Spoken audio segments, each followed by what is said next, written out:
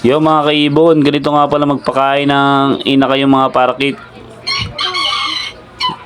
Yan, kakain lang muna yung lalaking parakit. Yan, tapos ibibigay niya yung nakain niya, yung subo niya sa babaeng parakit. Yon.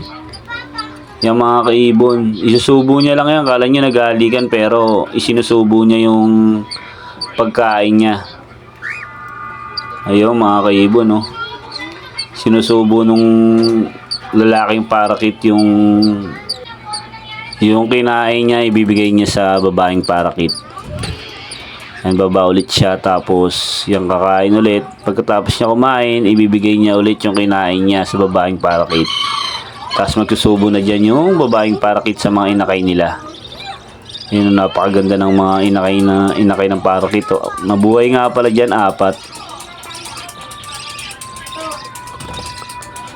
Ayun, maganda i-train mga ganyan, yung mga inakay para maturuan.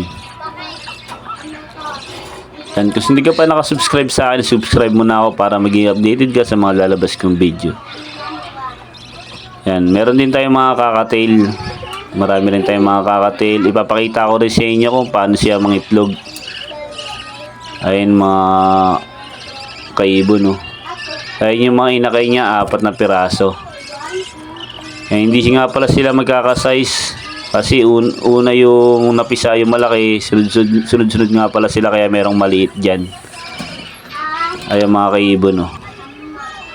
Ang galing nga pala magsubo nitong nanay na parakit. Yan, lagi lang siya yung nagsusubo, hindi nagsusubo yung lalaki.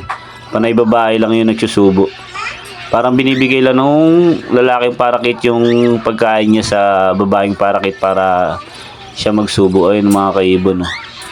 Sinusubuan ng babaeng parakit yung inakay niya, yung pinakamaliit. Ayan. Napakaganda ng kulay ng mga inakay niya mga kaibon. Ayan, susubuan niya lang yan hanggang mabusog. Ayan, mga ilang linggo lilipad na yan sila. Ayan, napakaganda ng mga parakit natin mga kaibon. Yan, kung hindi ka pa nakasubscribe sa akin, subscribe mo na ako para maging updated ka sa mga lalabas kong video. Ayun, nakahiga nga pala dyan yung inakay. Yan, ganyan magsubo yung parakit, nakahiga yung inakay habang sinusubuan.